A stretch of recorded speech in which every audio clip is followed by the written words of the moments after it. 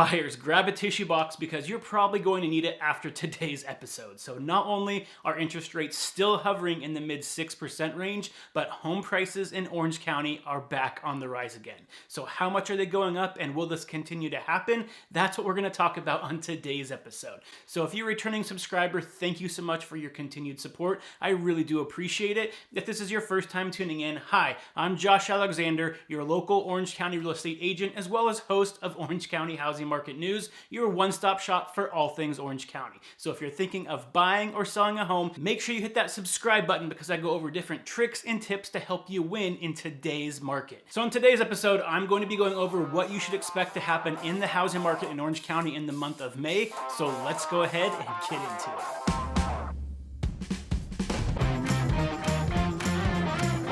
Back in last month's market update, I told you that open houses were being packed again, multiple offers were becoming more commonplace, and there's a very good chance that we are about to hit the bottom or that we already hit the bottom and home values should start to go back up again as long as nothing crazy happened with interest rates. And over the last couple weeks, open houses are becoming even more packed and multiple offers are coming on more and more properties. And now the data is also finally coming in showing, yes, that's exactly what happened. Home values are back on the rise, not only in Orange County, but throughout California. So a new report that was just released by the California Association of Realtors showed that between the months of February and March throughout California, the median home value went up by 7.6%.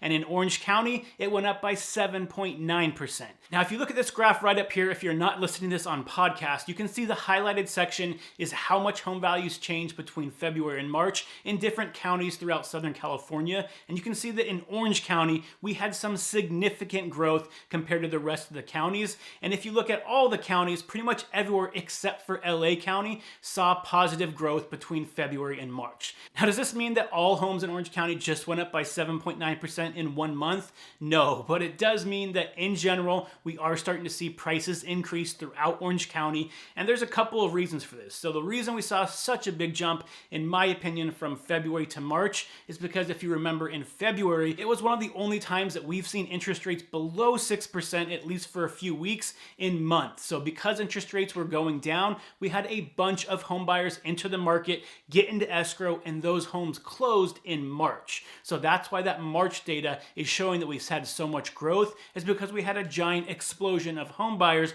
trying to take advantage of those lower interest rates. Now, should we expect to see home prices continue to go up? Well, based on what I'm seeing every single weekend with packed open houses and multiple offers, the last agent I just talked to yesterday had 18 offers on their property. You can expect to see home values in Orange County continue to rise, and it's going to be extremely competitive, especially in the price ranges at 1.5 million and below right now.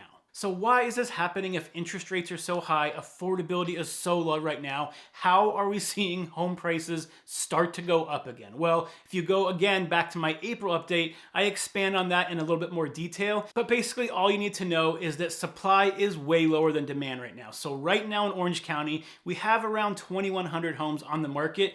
Typically during this time of year, so the 3 years leading up to COVID, we were looking at an average of 6,000 homes on the market. So almost 200% more homes on the market during this time of year. Now, even though demand is also low, it's only about 63% lower than it normally is, and we're starting to see demand continue to grow, while supply is really just having a hard time getting above that hump and getting any larger. Over the last couple weeks, supply went up by about 1%, where demand grew by about 3%. So demand is continuing to grow faster than supply, and even though both are low, supply is way lower than demand right now, and that's causing these price increases because there's just not enough homes out there for the buyers trying to purchase properties right now. Now, are we back to that crazy hot housing market we saw during COVID? No, but surprisingly, we're not that far off. Right now, the average days on market in Orange County, so the time a seller puts their house on the market to when it goes into escrow, has been hovering right in the mid-30s. Now, typically, a seller's market is anything under 90 days. So when you're in the mid-30s, we are definitely in a hot seller's market. And again, the majority of price ranges under 1.5 million in Orange County. So if you're thinking of buying or selling a home in the month of May, what should you expect? Well, on the buying side of things, you just need to expect a lot of competition.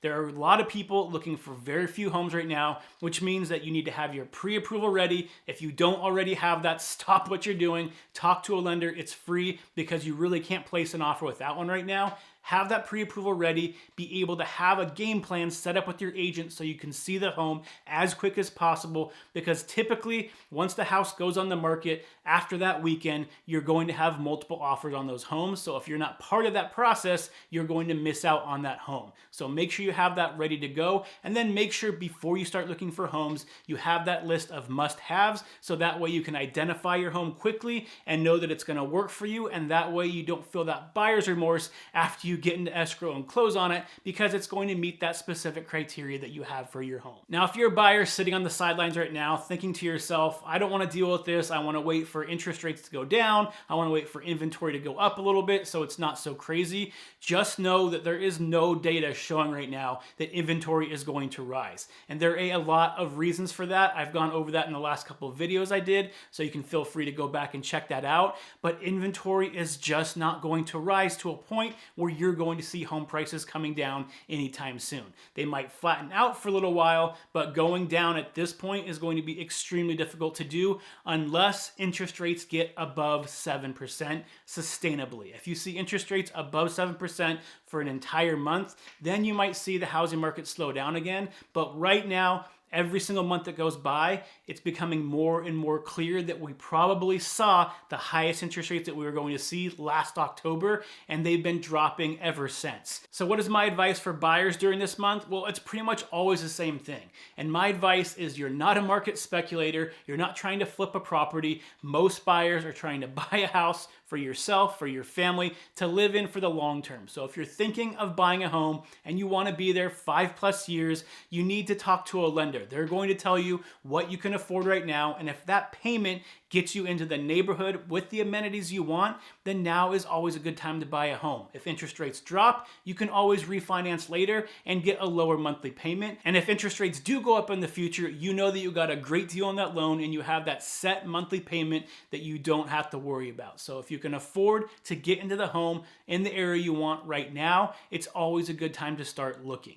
Now, the one ray of hope that I will give for buyers is during the month of May, typically that is when we see the most amount of homes hit the market out of any other month during the year. So there is a good chance that hopefully inventory will go up at least a little bit, giving you some more options over the next couple weeks. However, that's not a given. If interest rates drop and demand goes up even higher, then inventory is just not going to get up. However, this month, because school's almost out, is the month that a lot of sellers place their house on the market. So make sure you have that pre-approval ready to go and you're able to pounce on any home that's going to be ideal for you and your family. So on the selling side of things, please just get your house on the market. Buyers are out there waiting for homes on the market. I'm working with 6 or 7 buyers right now that are just sitting there waiting for the right house to pop up so they can actually place an offer. There's just not enough inventory. So if you're thinking of selling your house, as long as you price it correctly and market it correctly, you're going to get a great price for your home. In fact, over the last 250 sales in Orange County,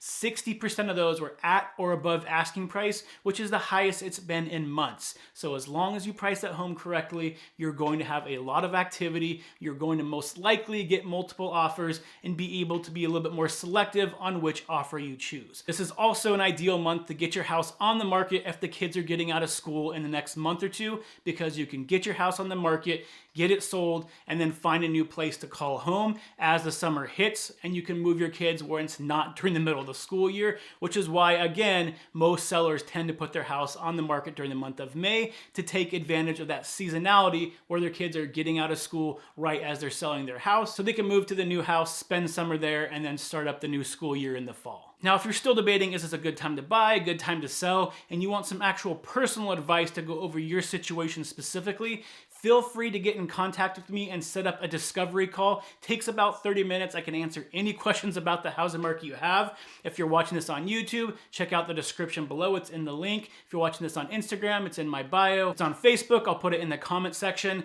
but feel free to set up a time that works for you. I'd love to chat with you about the housing market to see if now would be a good time for you to buy or sell sell a home or if you should wait a little bit longer based on your specific circumstances. And finally, as always, don't forget to subscribe to this channel because I put out new content like this at least once a week to give you updates on what's happening in the housing market. So if you're thinking of buying or selling a home in the near future, this is a great place to start. So hit that subscribe button and feel free to share this with any family and friends that might find this useful as well.